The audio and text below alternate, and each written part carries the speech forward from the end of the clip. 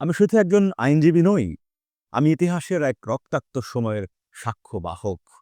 এই বিচার অতীতের প্রতিশোধ নয়, এটা ভবিষ্যতের জন্য প্রতিজ্ঞা, যাতে কোনো স্বৈরাচার ক্ষমতার মোহে আর কোনো নেতা এদেশের সন্তানদের রক্তে পা ভেজাতে না পারে।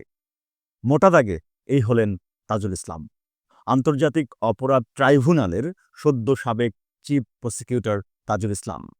আমরা তাকে দেখেছি হাসিনার বাহিনীর বিচারে সাহসী এবং উদ্যমী মানুষ হিসেবে। নতুন সরকার আসলো, তার প্রয়োজন ফুরিয়ে গেল। আজকে সংবাদ সম্মেলনে তিনি বিষয়টিকে স্বাভাবিকভাবেই নেয়ার কথা বলেছেন।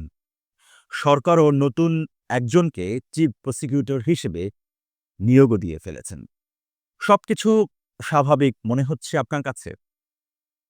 যেহেতু কোনো পক্ষই কোনো অভিযোগ ছাড়াই বিষয়টিকে মেনে নিয়েছে, তাই এই আলোচনার প্রয়োজনও কি ফুরিয়ে গেল?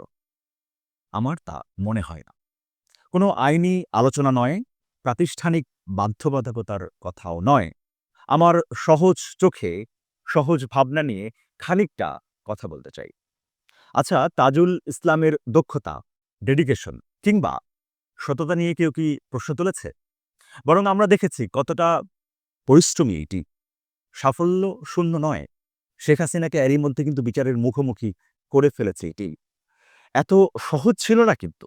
তাই যে বলে না অনেকে যে কলিজা বড়? কলিজা বড় না হলে এতটা সাহস তিনি কোথায় পেলেন? আমার বলতে চাওয়া, একজনের বিরুদ্ধে কোনো অভিযোগই ছিল না। বরং ছিল শ্রদ্ধা এবং ভালোবাসা। সব যখন ঠিক থাকে, তখন কেউ কেন বাদ পড়ে? পড়ে কারণ যাদের হাতে নিয়োগের ভার, তারা পছন্দ না করলে। এই বিষয়টিতে তেমন কিছু হয়েছে আসলে। তাজুল ইসলাম বিএনপির সমর্থক নন, এটা বুঝতে পারি। ঠিক সেই কারণে তিনি পদ হারাবেন। পুরো আওয়ামী ব্রিগেডের বিরুদ্ধে এই বিচার কতটা প্রয়োজনীয়, কতটা যৌক্তিক, তার কথা নতুন করে আর বলার কিছু কি আছে? তবুও সরে যেতে হলো তাজুল ইসলামকে।